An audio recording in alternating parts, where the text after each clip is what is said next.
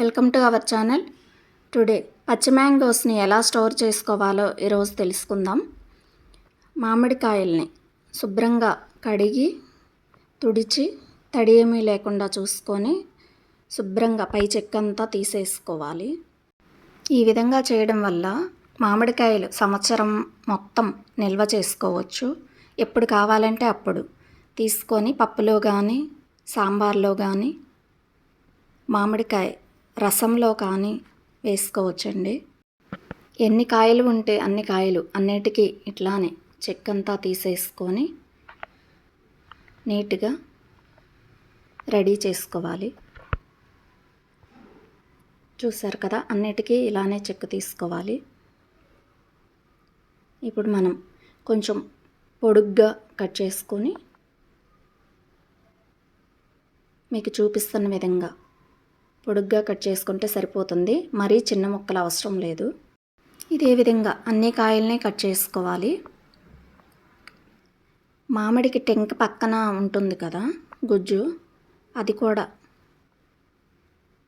ఈ విధంగానే కట్ చేసుకోవాలి. టెంకెకి పట్టి ఉన్న ముక్కే ఎక్కువ పులుపుగా ఉంటుంది కదా, అందుకని అది కూడా ఏం వేస్ట్ చేసుకోవద్దు.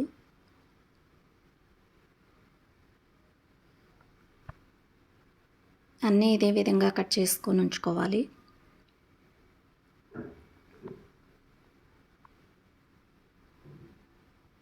మీకు పప్పులో కావాలన్నప్పుడు ఇలా కొన్ని ముక్కలు ఎన్నైతే కావాలో అన్ని తీసుకొని చిన్న చిన్న ముక్కలుగా కట్ చేసుకొని డైరెక్ట్గా ఇంకా పప్పులో వేసేసుకోవచ్చు. ఈ ముక్కల్ని డీప్లో పెట్టుకుంటే సంవత్సరం మొత్తం ఖచ్చితంగా నిల్వ ఉంటాయండి, ఏమీ పాడవవు.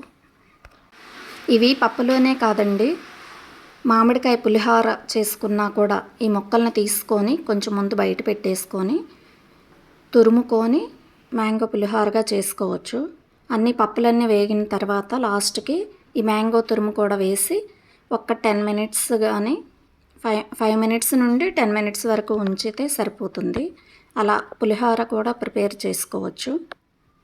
ముక్కలన్నీ కట్ చేసుకున్నాం కదండి, నెక్స్ట్ జిప్లాక్లో ముక్కలన్నీ వేసేసి మామిడికాయలు ఎక్కువగా ఉన్నప్పుడు ఈ విధంగా చేసి స్టోర్ చేసుకోండి. నేనైతే ఈ విధంగానే చేస్తాను, అస్సలు పాడవండి. ఇప్పుడు తీసి ఫ్రిడ్జ్లో పెడతాను కదా, డీప్లో పెట్టాలి. మళ్ళీ ఈసారి ఏమన్నా మామిడికాయలు ఇలానే వస్తే మళ్ళీ నేను సేమ్ ప్రాసెస్తో చేసేసి ఫ్రిడ్జ్లో పెట్టేస్తాను. ఇదే విధంగా మామిడికాయల్ని తురుముతో కూడా తురిమేసి ఉప్పు పసుపు కలిపేసి స్టోర్ చేసుకోవచ్చు. అదైతే ఇంకా ఈజీగా ఉంటుంది.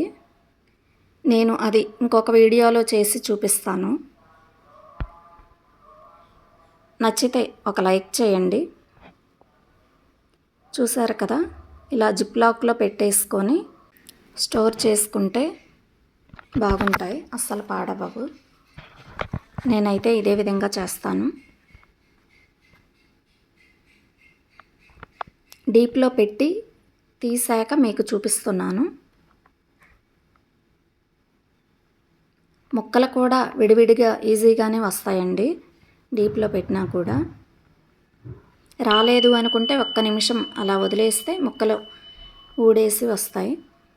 వాటిని చిన్న చిన్న ముక్కలుగా కట్ చేసుకొని చేసుకోవచ్చు. Thank you for watching.